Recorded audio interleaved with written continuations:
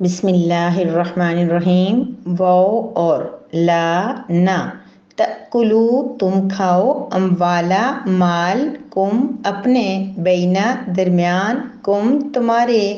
Be ساتھ، الباطلی باطل طریقے کے، وتدلو اور نہ تم پہنچاؤ، بہا ان مالوں کو، الا طرف، الحکامی حاکموں کے، لی تاکہ، تأکلو تم کھاؤ، فریقاً ایک حصہ، من سے اموالی مالوں میں سے، الناسی لوگوں کے، بی ساتھ، اثمی گناہ کے، واو اور انتم ہو تم، تعلمون جانتے. وَلَا تَأْكُلُوا أَمْوَالَكُمْ بَيْنَكُمْ بِالْبَاطِلِ اور تم آپس میں ایک دوسرے کے مال باطل طریقے کے ساتھ نہ کھاؤ، وَتُدْلُوا بِهَا إِلَى الْحُكَّامِ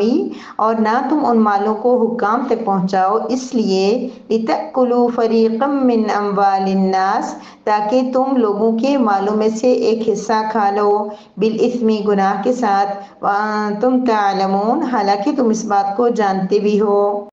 نحمدہ و نصلی علی رسولہ الکریم. اما بعد، سورہ بقرہ کی آیت نمبر 188 ہے، جس میں اللہ رب العزت ہمیں ایک جیسے اس سے پہلے رمضان المبارک کے مہینے کے اوپر 5 آیات ایسی بہت ڈیٹیل میں گزری ہیں، جس میں ان کے احکامات، مسائل اور اہمیت، فضیلت وغیرہ بیان ہوئی ہے. اور رمضان میں چونکہ اللہ رب العزت نے ایک ایسا نظام بنایا ہوا ہے، ایک ایسے رولز بنائے ہوئے ہیں کہ رمضان میں انسان صبح سے شام تک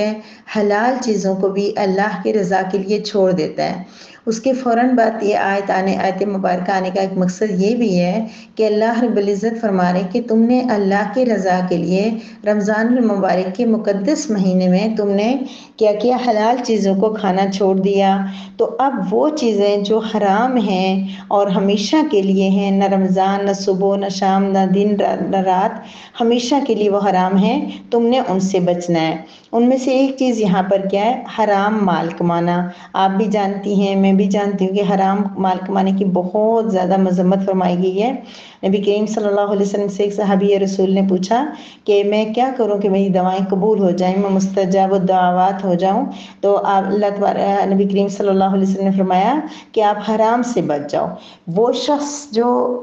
خود یا اپنی اولاد کو حرام مال کھلاتا ہے یا پلاتا ہے، تو اس کی، ان کے بچوں کی نہ دعائیں قبول ہوتی ہیں، اور نہ سب سے بڑی بات، حرام مال سے یہ جس کا پہننا اوڑھنا کھانا پینا حرام سے ہو تو اس کی نہ نماز قبول ہوتی ہے اور نہ ہی دعائیں قبول ہوتی ہیں. کوئی ریزن نہیں ہے کہ مہنگائی ہے اور مشکلات ہیں اور سب کچھ ہے، یہ کوئی ریزن نہیں ہے کہ ہم یہ کہیں کہ اس وجہ سے آج جو ہے نا حرام کھانا جائز ہو گیا. میری پیاری بہنوں،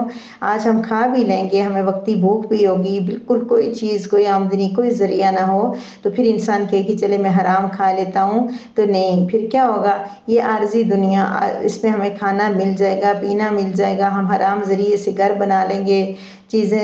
لے لیں گے، سب کچھ خواہشیں ضرورتیں پوری کر لیں گے، ہم کہیں گے مہنگائی ہے اس میں جائز ہو گیا. لیکن جب ہم اللہ رب العزت کے پاس جائیں گے، اللہ پاک نے ہمارے لیے وہ پیاری سی خوبصورت سی جو زندگی ہمارے لیے تیار کر رکھی ہے، جس میں اللہ رب العزت جا کے تو ہمیں انعامات دینے ہیں. یہاں پہ جو مشکل آئی ہے ہمیں مالی طور پہ، کبھی کمزوری ہونے کی وجہ سے، فائنینشلی کوئی سپورٹ نہ ہونے کی وجہ سے، کوئی جاب نہ ہونے کی وجہ سے، مہنگائی ہونے کی وجہ سے، جو بھی برداشت کریں گے اس کے بدلے میں اس خوبصورت جنت میں جو ہمیشہ ہمیشہ کا ٹھکانہ ہے، جہاں ہمیشہ رہنا ہے، وہاں پہ راحتیں ملیں گی، سکون ملے گا، عزتیں ملیں گی. اور دنیا میں حرام کما کے اگر ہم عارضی طور پہ کوئی راحت، سکون، خوشی لے بھی لیں تو اس کا وہ بینیفٹ نہیں ہے جو وہاں کے لیے، کیونکہ یہ جس نے لاکھوں روپے کروڑوں بھی کمائے وہ بھی بیمار ہوتے ہیں، وہ بھی ہاسپٹل جاتے ہیں، ان کی زیادہ بے سکونی ہوتی ہے، وہ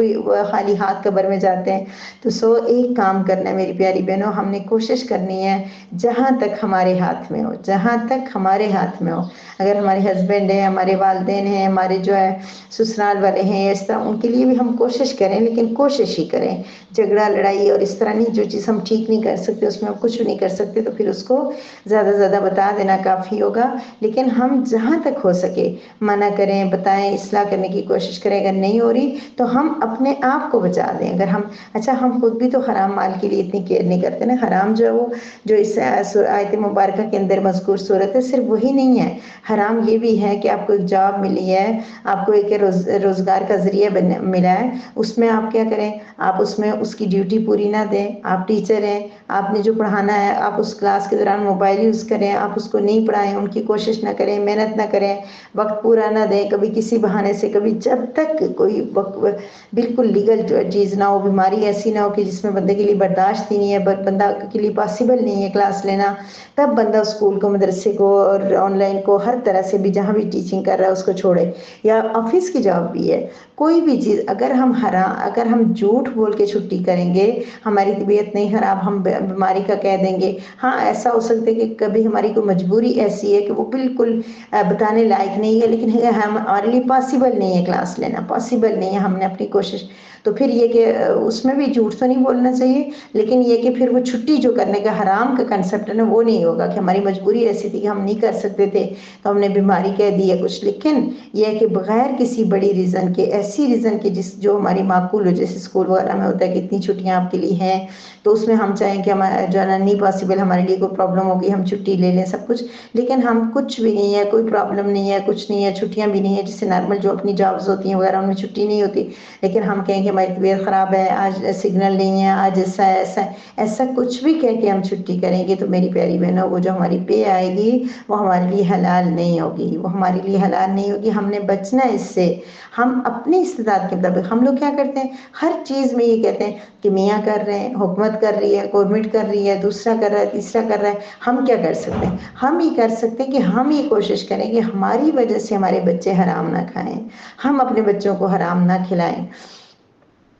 جو بھی کوئی اگر مثلاً کوئی کلاس لے رہا ہے آن لائن کی، کوئی ایسا کام ہے کہ جس کے ساتھ اس کی آنکھ کھل رہی ہے، وہ کام کر رہا ہے لیکن اس کی پڑھائی میں کوئی فرق نہیں پڑ رہا، کوئی ڈسٹربنس نہیں ہو رہی، تو اس میں کوئی حرج نہیں ہے لینے میں، لیکن کوئی ایسا کام کہ جس سے ہماری توجہ ہے ہی نہیں، ہم دیکھ ادھر رہے ہیں، پڑھ ادھر رہے ہیں، سن ادھر رہے ہیں، تو میری پیاری بہنوں یہ بہت بڑا گناہ ہے، اللہ پاک ہمیں اس سے بچائے۔ تو آیت مبارکہ میں کیا فرما رہے ہیں اللہ پاک؟ وَلَا تَأْكُلُوا أَمْوَالَكُمْ بَيْنَكُمْ بِالْبَاطِلِ، یہ اپنی تفصیل سے سن لیا کہ اللہ پاک یہ کیوں کہہ رہے کہ اپنے مال آپس میں، تو یہ تو آپ نے سن لیا، لیکن اس کا ایک مفہوم یہ بھی ہے کہ تم ایک دوسرے کے مال، جو ترجمہ اور تشریح آ رہی ہے اس میں سے ایک جملہ یہ بھی ہے کہ تم اپنے مال آپس میں باطل طریقے سے نہ کھاؤ، اور ایک یہ بھی ہے کہ تم ایک دوسرے کے مال باطل طریقے سے نہ کھاؤ، باطل طریقے سے مال کھانا حرام ہے، وہ کوئی بھی صورت ہے۔ اب اس آیت مبارکہ کے اندر کیا صورت بیان ہوئی ہے؟ وہ یہ ہے کہ تم کیا کرو، تدلو بہا الی الحکماء، حکام، یعنی کہ کوئی ایسا کیس لے کے جاؤ حکام کے پاس، عدالت کے پاس، جس میں تم سچے نہیں ہو،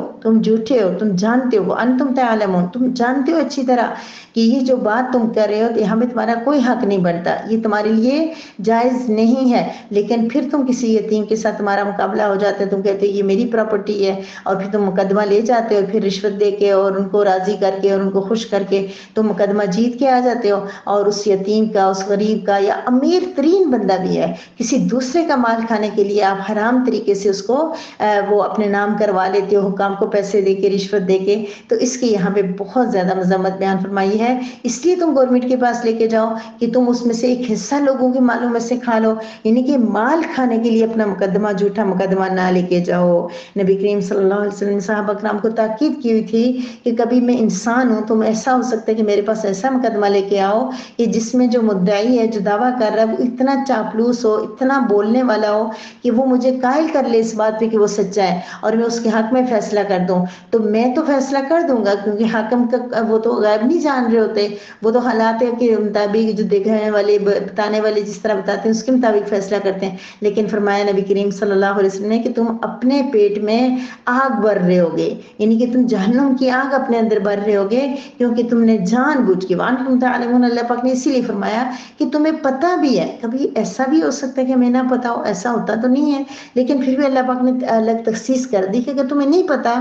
تو پھر تو چلو اللہ پاک گنجائش نکال لیں گے، کیونکہ بالکل انسان کی وہم و گمان میں بھی نہیں اپنی طرف سے حلال کمارا، ایسا ہوتا نہیں ہے، انسان کو پتہ چل جاتا ہے کہاں صحیح ہے کہاں غلط ہے، کہاں سے حلال آ رہا ہے کہاں سے حرام آ رہا ہے، ہر چیز کلیئر ہوتی ہے۔ تو پھر اللہ تعالیٰ فرمانے کہ کیا کرو، تم اس لیے اپنے مالوں کو، جو وہ دوسروں کے مال اس طریقے سے نہ کھاؤ کہ تم اپنے وہ مقدمہ جو ہے وہ حاکم کے پاس لے کے جاؤ۔ دوبارہ دیکھیں، وَلَا تَأْكُلُوا أَمْوَالَكُمْ بَيْنَكُمْ بِالْبَاطِلِ، اس میں اللہ تعالیٰ یہ فرما رہے ہیں کہ تم ایک دوسرے کے مالوں کو باطل طریقے سے نہ کھاؤ۔ اب دیکھیں، کوئی بھی مال چوری سے لے کے کھا لو، جھوٹ بول کے کھا لو، سود لے کے کھا لو، اور اس کو کسی کو مار کے ڈاکہ ڈال کے کھا لو، کسی سے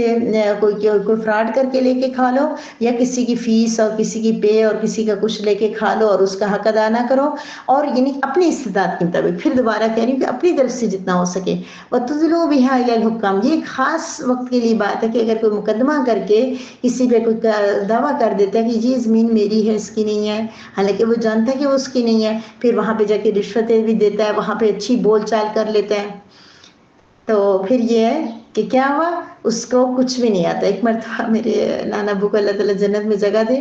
ان کی زمین پہ قبضہ ہو گیا تھا اور بہت ریئلٹی تھی، یعنی کہ ان کے ساتھ زیادتی ہو رہی تھی، وہ آدمی گئے عدالت میں، تو وہ کیا ہوا کہ انہوں نے جب پوچھا کہ زمین آپ کی ہے، تو وہ بندہ ایک دم سے بولا، کہتے ہیں میری نہیں ہے تو میں کیوں لڑ رہا ہوں، میری ہے تو اس لیے میں اتنا بڑا کیس کر رہا ہوں۔ تو میرے نانا ابو کیسے، انہوں نے کہا کہ آپ کی ہے، وہ کاغذ دیکھنے لگے کہ یہ ڈاکومنٹس دیکھے میری ہے، تو انہوں نے کہا آپ جائیں آرام کریں، آپ کی زمین نہیں ہے، زمین اسی کی ہے جو اس طرح بولا ہے، آپ کاغذات ڈھونڈ رہے ہیں۔ تو کچھ لوگ ہوتے ہیں کہ ان کو بولنا بہت زیادہ آتا ہے، بہت اچھا بولنا آتا ہے، وہ بات کو بول بول کے جو ہے نا، اللہ تعالیٰ دونوں کی مغفرت فرمائے، تو بول بول کے وہ اس طرح کر دیتے ہیں کہ دوسرے کو قائل کر لیتے ہیں، اور بندہ سمجھتا ہے یہ سچ بول رہا ہے، تو ایسے میں گناہ کس کو ہوگا؟ جھوٹ بولنے والے کو گناہ ہوگا۔ حاکم پتہ ہی نہیں ہے، اچھا حاکم نے رشوت لے کے اس کی ہے نا، اس کو پتہ تھا کہ دوسرا صحیح ہے، جب ایک بندہ رشوت دے رہا ہونا، اتنا دے رہا، تو بندہ سمجھ جاتا ہے کہ یہ رشوت دینے والا جھوٹا ہے۔ وہ الگ بات ہے کہ آج کے دور میں نا صحیح کام کروانے کے لیے بھی بسا اوقات رشوت دینی پڑتی ہے، لیکن نبی کریم صلی اللہ علیہ وسلم نے فرمایا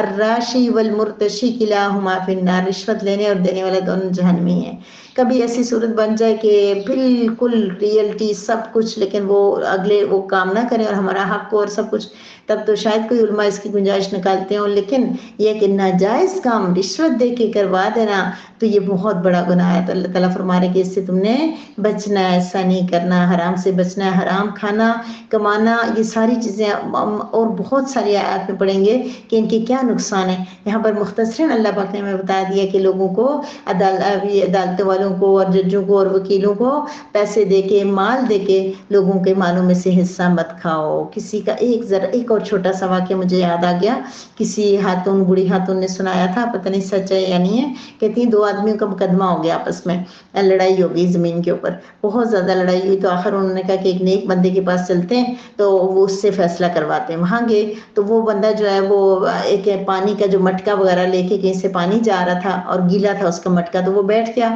اور وہ اپنی گود میں اس نے وہ مٹکا ڈال دیا۔ ان بندوں نے کہا کہ آپ یہ مٹکا نیچے کیوں نہیں رکھ رہے، آپ اس کو نیچے رکھیں، ہم آرام سے آپ سے لمبی بات کرنی ہے۔ انہوں نے کہا کہ یہ میں مٹکا نیچے رکھوں گا تو یہ جو اس کے نیچے پانی لگا ہوا یہ گیلا ہے، اس کے ساتھ یہاں سے مٹی لگ جائے گی، اور میں اس مٹی کا جواب کیسے اللہ تعالیٰ کو دوں گا؟ اللہ تعالیٰ مجھ سے پوچھیں گے کسی کی مٹی کیوں اٹھائی تھی، تو میں کیا کروں گا؟ اس لیے اب آرام سے اپنی بات کرو، میں اس کو اٹھائے رکھوں گا تاکہ کسی کی مٹی نہ لگ جائے۔ اب اللہ عالم کوئی ایسا نیک تھا یا نہیں تھا، وہ دونوں بندے چپ ہو گئے وہیں پہ۔ انہوں نے کہا نہیں ہمارا کوئی مقدمہ نہیں، ہم جا رہے ہیں، کیونکہ اگر اتنی سی مٹی لینے سے اتنا بڑا گناہ ہو سکتا ہے تو پھر ہم کیوں کسی کی وہ دونوں نے کہا کہ تم لے لو تم لے لو، پھر انہوں نے جس کی ریئل تھی اس میں آپس میں ڈیوائڈ کر دی۔ تو یہ بات ہے کہ احتیاط کرنی ہے ہم نے، کوئی حرام ہم سے نہ ہو۔ اللہ تبارک و تعالیٰ عمل کی توفیق عطا فرمائے۔ وآخر دعوانا ان الحمد للہ رب العالمین۔